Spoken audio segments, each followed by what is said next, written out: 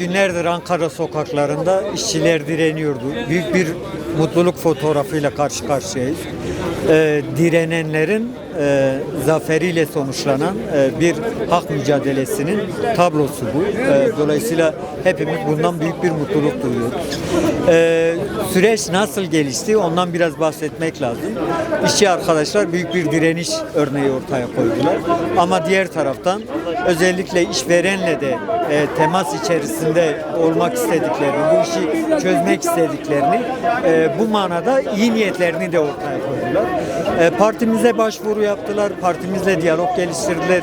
Sendika yönetimi başta olmak üzere işçi temsilcileri kendileriyle çeşitli süreçlerde bu sorunun nasıl çözüleceğine dair görüşmeler gerçekleştirdik, taleplerini aldık ve talepleriyle ilgili işverenle görüşmeler gerçekleştirdik. Şunu ifade etmek isterim, işverenin yaklaşımı başından sonuna kadar olumsuz olmadı. Özellikle direniş sürecindeki tutumları olumsuz olmadı. En son dün gece kendileriyle bir görüşmemiz olmuştu.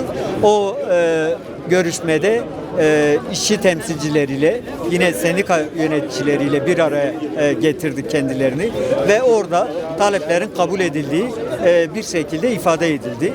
Bugün bu talep deyim yerindeyse taahhüt altına alınmış oldu. Dolayısıyla hani parti olarak vekillerimizle genel merkezimizle sürecin başından itibaren işin içerisinde olduk.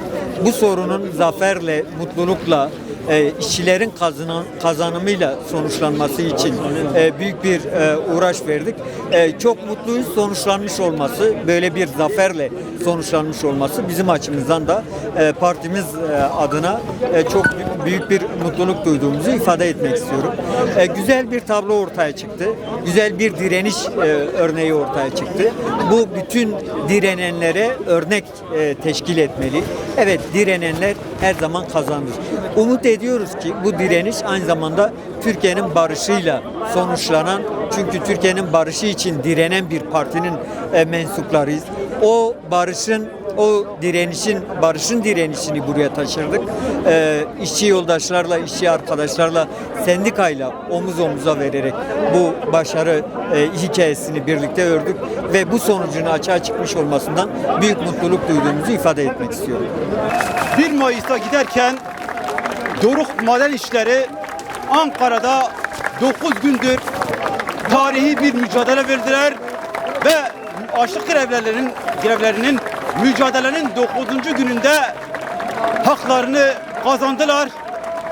Kaybeden sermaye yandaş iktidar partisi oldu. Doruk Maden İşleri Ankara'ya gelirken Ankara'da DEM Parti milletvekili olarak yanındaydık. Beraber yürüdük. Beraber nöbet tuttuk. Beraber bariyerleri yıktık.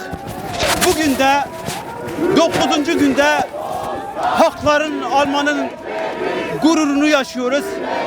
Burada Doruk Maden İşleri sadece haklarını kazanmadılar.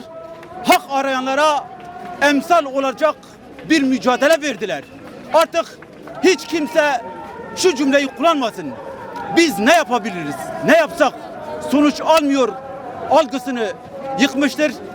Bugün Doruk Maden İşleri kazanmıştır. Bu bir emsaldır.